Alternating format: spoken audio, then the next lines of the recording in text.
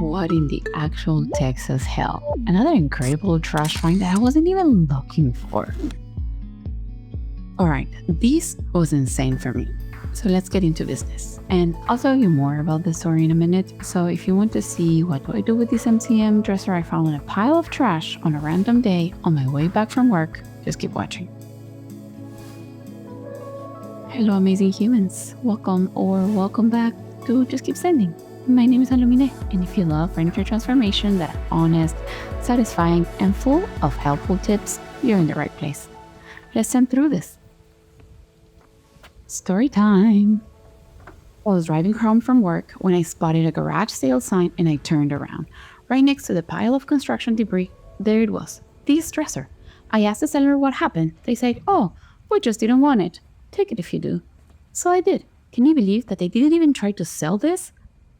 While counting the drawers, I spotted a maker's mark and immediately started to load them in the car. Went home and came back with the drill, detached the mirror, and made it fit. Best part? I reached a milestone, grabbing someone else's trash while they were still standing there. Have you ever done that? Okay, story's over. Manos a la obra. Look at this.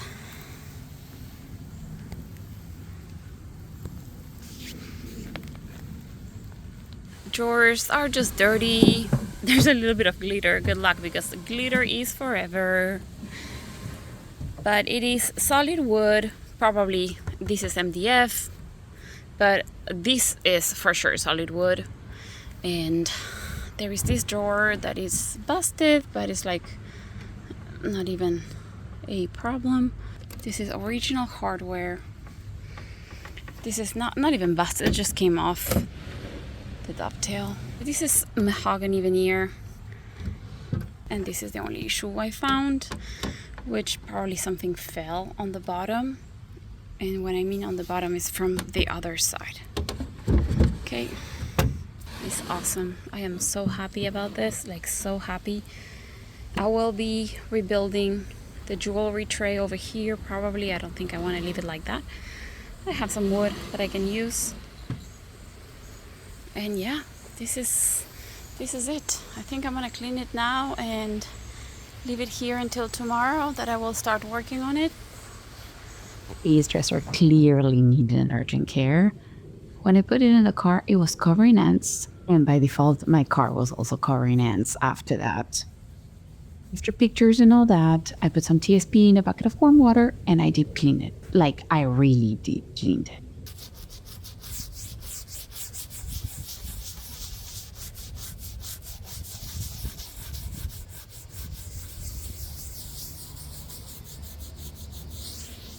I also took off all the hardware to reserve for later, as my rule number one of sustainability is reusing, and this one was so unique that there was no way I was doing anything else with this.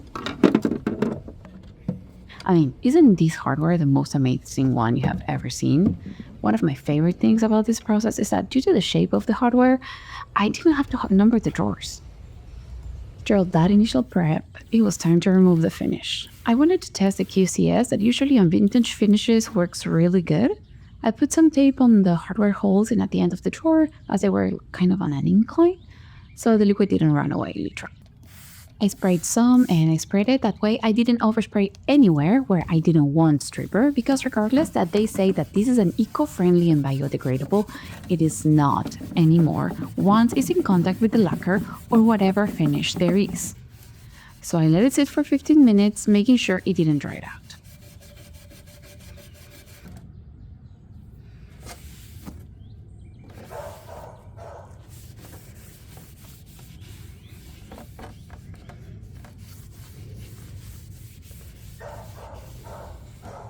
I first scrape to remove the big chunks, and then I remove the rest with steel wool and more QCS.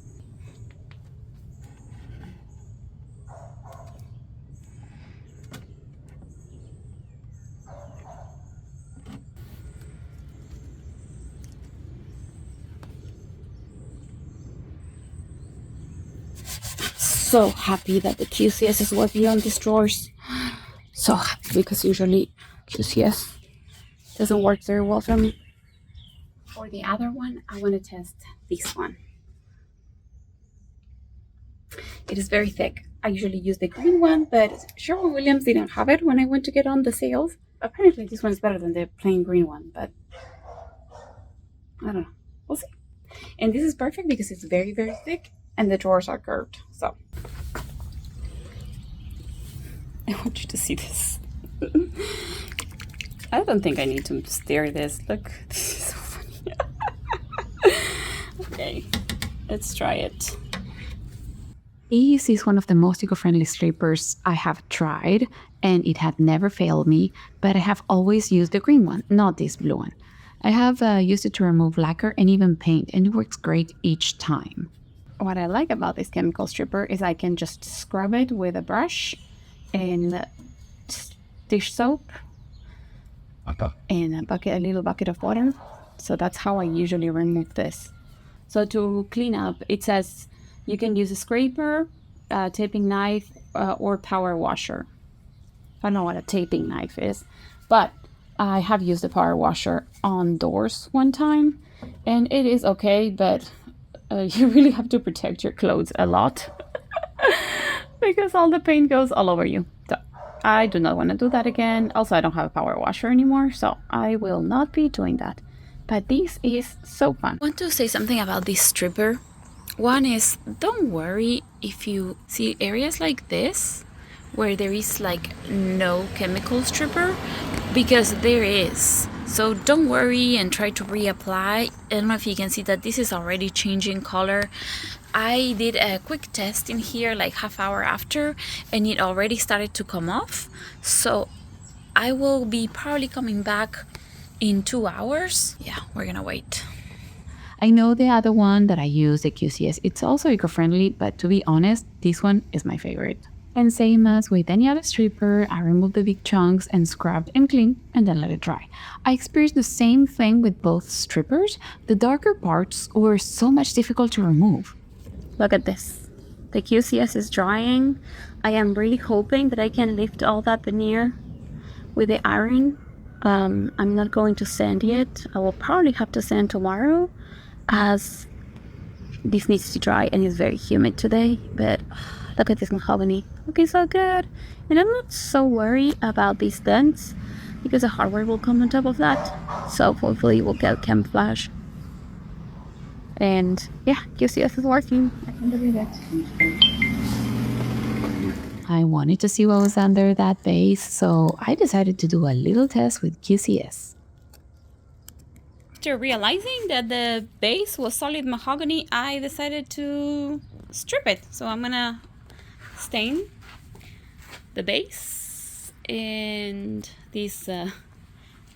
Do you see a bell cow here, or just me? Okay. Maybe if you see it this way. Okay, maybe just me. Okay, that's it. Yeah, we're stripping the base. I'm so excited how this is gonna look.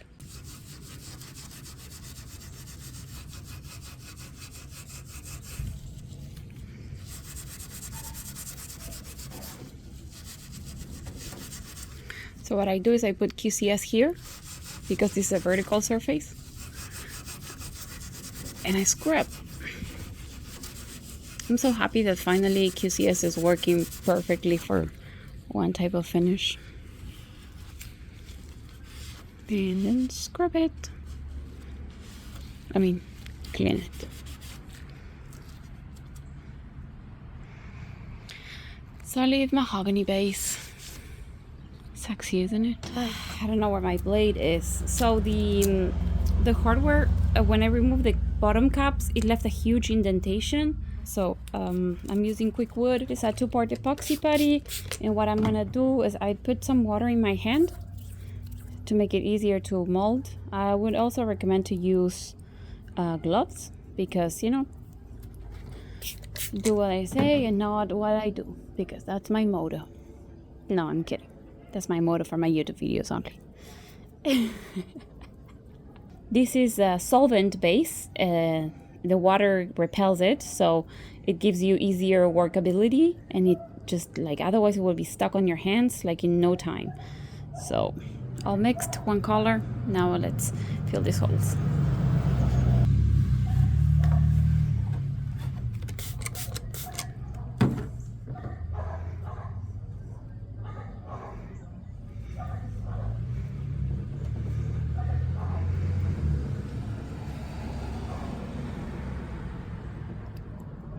You wonder, why do you do this? Nobody's gonna see it. I will see it, and it will bother me.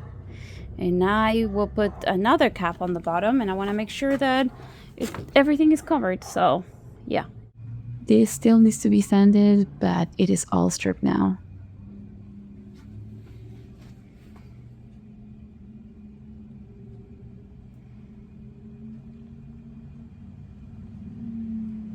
I decided to scrape a little the mahogany frame to remove some of the finish before sanding.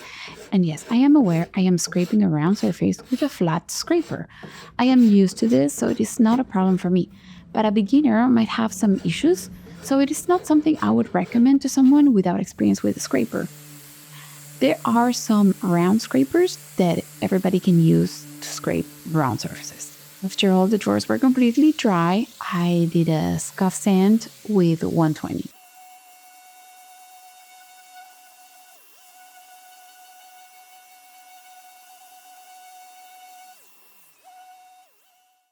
There were a few repairs, and I didn't do them all in order. I was kind of fixing as I was going. One of the things I had to do, and it was very important, is lifting the scratches of the veneer, and I did spend a lot of time on them. Let's do this. It's gonna be long. I have to iron them all. I don't think it's hot enough yet.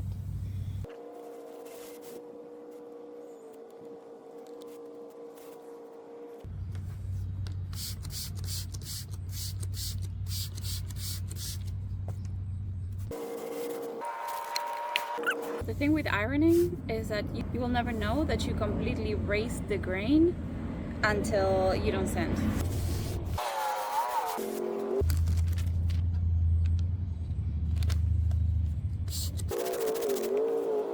The rag is also wet, but I also make the wood wet too.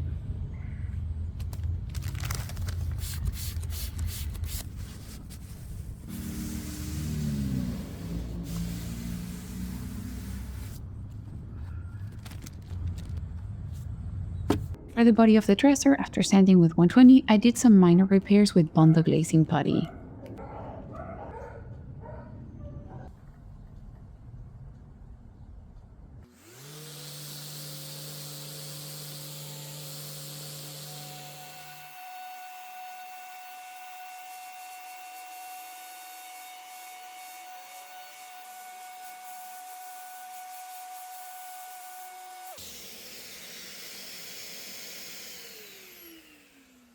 I want to go real quick of what's happening here. So I really wanted to use the Dixie Belle Bonding Boss, the clear one, because I am going to be painting a dark color. I can do that, honestly, because this dresser had so many gouges everywhere, and I need to know how they look, and the only way to do that is to prime with a color that will make me see that. I also just scuff sanded, which means that I have removed with sanding all the shiny and all the finish that was previously here. And I will not worry much right now because I still need to do another pass, like for example things like this, like that. I have to do more passes of glazing putty and just go over again with that to make sure that all the gouges are filled. So for example, this, you see, I can see that there is paint indented in it, but I don't know how that will look when I paint over it because I have already filled this and they are not filling, so I don't really know what's gonna happen. Priming is necessary for this piece 100%, and we'll see what happens after that.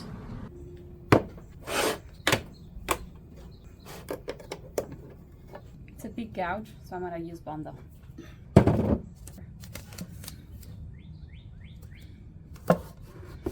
It is a little raised, but these are the drawers that are gonna be lined.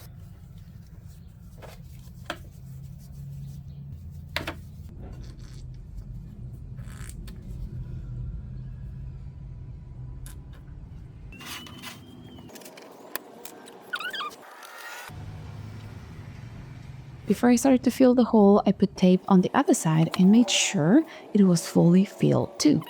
That is why there's a little bump there. And it's right to the touch is when I start shaving.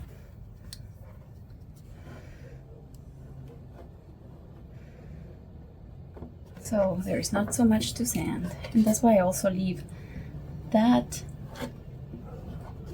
It helps.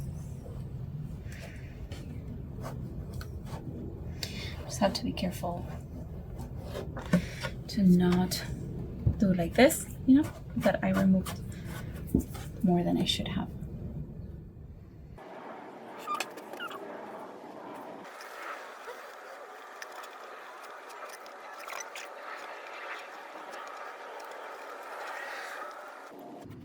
Once the Bondo had fully dried, I sanded flush on both sides of the drawer, of course.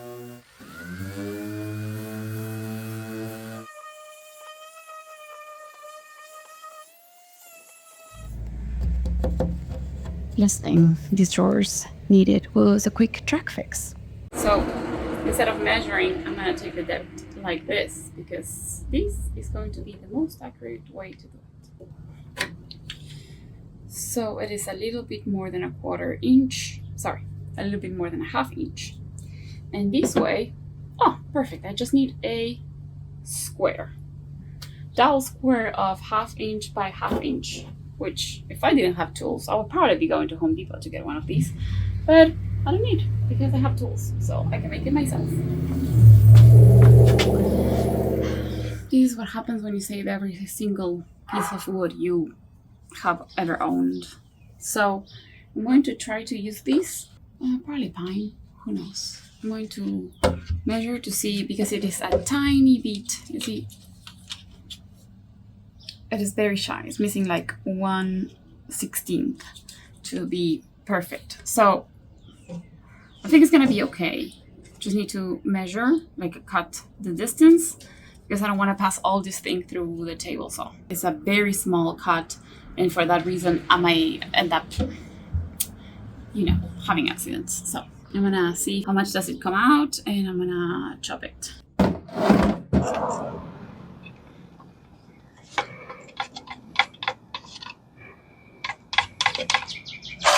This dresser has so many gouges that I am tired of filling holes, so I need to actually see. And the only way to see, you'll know, it is with primer. So next time I buy primer, I'm going to ask them to tint it as dark as possible. I don't know, whatever color that is.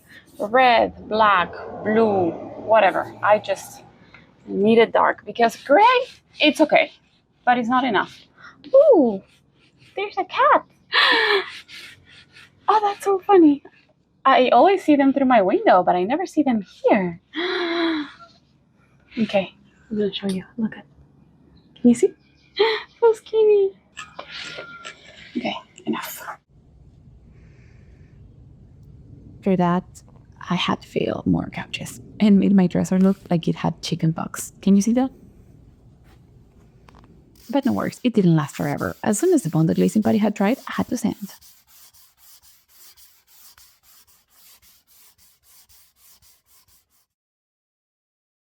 If you made it this far, thank you. That tells me you're just as into this nut job as I am. Go ahead and hit that like button if you're enjoying it, and subscribe if you're learning something or want more furniture projects, problem solving tips, and the occasional oops, don't do that moment. I'd love to have you stick around.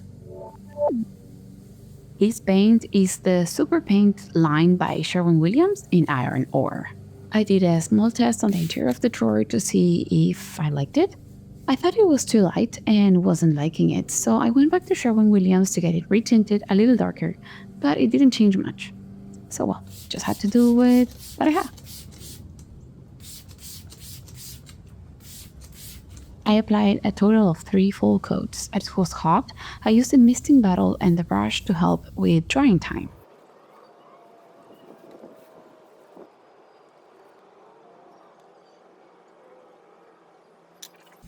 Long strokes.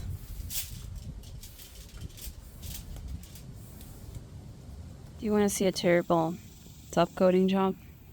This is it. I have never, in so long, top coated this bad. Never. Like, I have been top coating for years now. Never in my life I did this such a bad job. And actually this side doesn't look so bad as I thought, because I watered down way more on this side when I did the second time. But this is just one coat and it looks awful. Yeah, you can say it. You can say it. It looks awful. But it's fine. We're gonna fix it now. And there's no light, so you can't see anything here. Yes, I was trying to avoid taking the sprayer out, so I rolled and brushed. Well, that was a bad choice. The only way to fix it was remove it all and re-top coat. So I manually did a light sand with 120 to remove the big chunks and then increase the grain. Okay, it is Sunday, 7 a.m. I'm gonna top coat this. Hopefully this will be the one that's gonna do it. I'm gonna do 3 coats of bare. It's fast drying, so I'm gonna add just a tiny bit of water to be able for it to not dry so fast. It was the middle of the summer, so I had to do this fast. And I think that was the main reason why the rolling of the top coat was so bad. I used my Wagner Flexia 5000 with an airflow on 7 and medium product flow. This is a great tip I collected from other refinishers. I started at 7 a.m. and by 7:30 I was done with the 3 coats and it ended smooth like butter. Everything is sanded. I have one with glue. I'm gonna hose this off with air compressor so I can dust everything off and get it ready for stain. So after doing the final sanding with 150, I clean and dusted off the drawers. The air compressor is super important for me because it takes the dust from the inside of the gray and allows the absorption of the stain evenly. It was too hot outside, so I moved the drawers inside. Something I noticed doing this is that it's very important to let the drawers fully cool down before applying any type of stain. I was contemplating using other stains, but I have a few other water-based stains as well, but I don't think I'm gonna do it. I'm just gonna stick to the ones I like. I prepared these yesterday, so there's nothing else I need to do right now. So this is a little bit hot today. I can't turn on the AC or anything like that. The AC blows air right on top of here, so always applying stain makes me scared. It's the only thing from all the process that for me it's scary, just because I don't want to start over if things go wrong, because it's veneer, you know? It's not solid wood. Also, I need to make sure that I'm not staining on any of that, you know?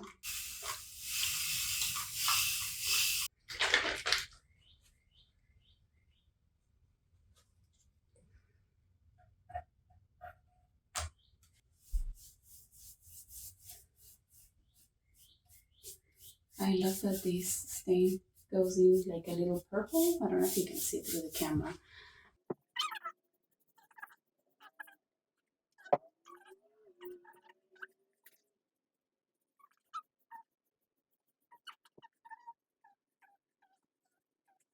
All right, I'm gonna be scared.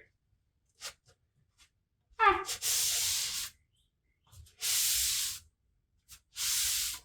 That's a stain that it had there before. I'm going to wait until it completely dries until I go on with the rest of them, just because I want to see how it's drying. I don't want it to have any streaks, so I'm going to make sure everything is completely wiped off. I like this color, but I know it will not dry like that, so we'll wait. And here's a little side-by-side of the drawers with and without the stain. The difference is not a lot, so I did another coat and finished by rolling a water top coat mixed with a little stain to make kind of a toner to help diminish the imperfections of the veneer that didn't lift. Piece is very ironic because there is a lot of finishing details in this piece, but everything was extremely necessary. You know, love is in the details. So let's start with the jewelry tray, I believe. And yeah, I took measurements, clearly. We have a bottom. I have this piece of MDF. This is gonna be great because I will be lining this part, just this part, to match the other drawers. Now that I had the measurements, I was going to need to cut the size. I used a scrap of wood, so I wanted to make sure it was square first, just in case. We never know what I did back then when I used it. I am no expert in using the table saw, but I do my best to practice safety when cutting. For that, I use a push block whenever possible. I keep my fingers away from the blade. When getting too close to it and when a cut is almost done, I move my body away from the piece so in case there is kickback, I am not on the way of that piece flying out and it does not hit my body or my face. Once the wood is not in contact with the blade anymore, I shut off the saw and I remove the piece from it. Or if my fingers are far enough from the blade and it is safe for me to remove it, then I can do that too. Also, regardless I am out of the shot, I am also wearing protective glasses and a face mask to avoid wood dust coming into my lungs. I would love to hear more safety tips and how to use the table saw, so please feel free to share some in the comments. Could I measure with these the 7 inches? Yes, I could, because this is 7 inches. But when I measure the drawer, I use this. So we're keeping always with the same measuring tape. That's a good tip to know. I previously did a dry fit to make sure it was okay, and then I cut the length. I cut the sides of the square, painted them in iron ore, and after lining it, I secured the bottom with tiny nails. Oh, and always, I touch the dovetails with some stain.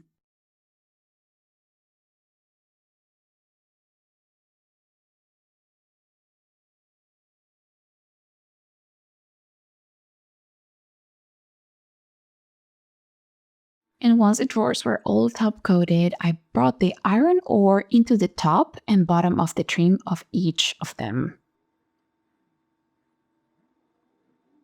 I boiled the hardware with some baking soda, and while hot, I scrubbed them with bar skipper's friend and steel wool. Oh, look what I just found out. Oh, okay. Well.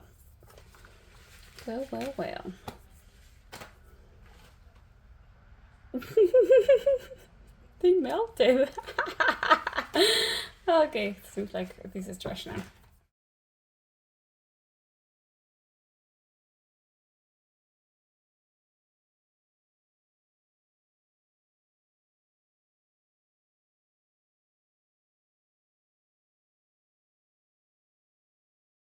So here's a test for you all to see visually that if I scrub while hot, barkeeper's friend is really not necessary.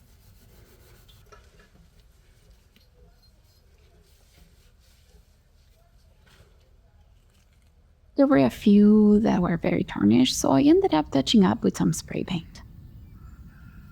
I lined only the 3 center drawers with some neutral gray and white liner I got on a sale at Lowe's a long time ago, as the other ones had an almost perfect mahogany veneer.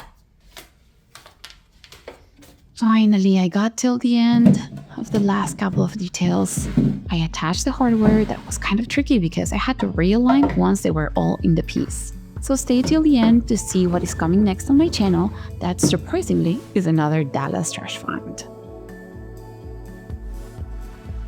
This was so long ago that I'm sure you all need a refreshment of how this used to look like.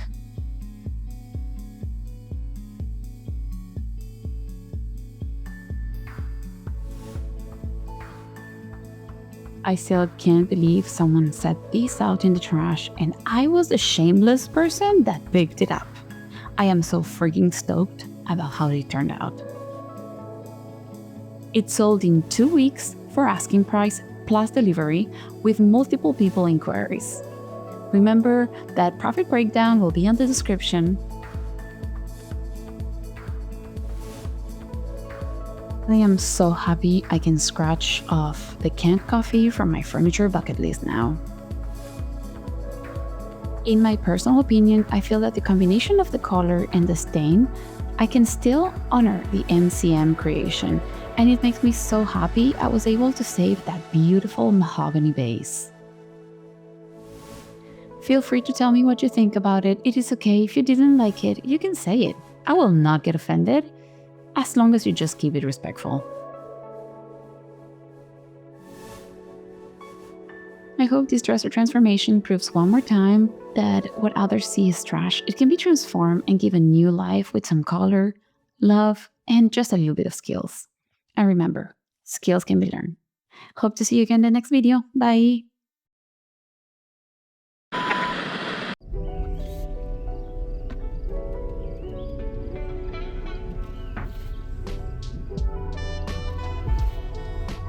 This is what I'm gonna be doing.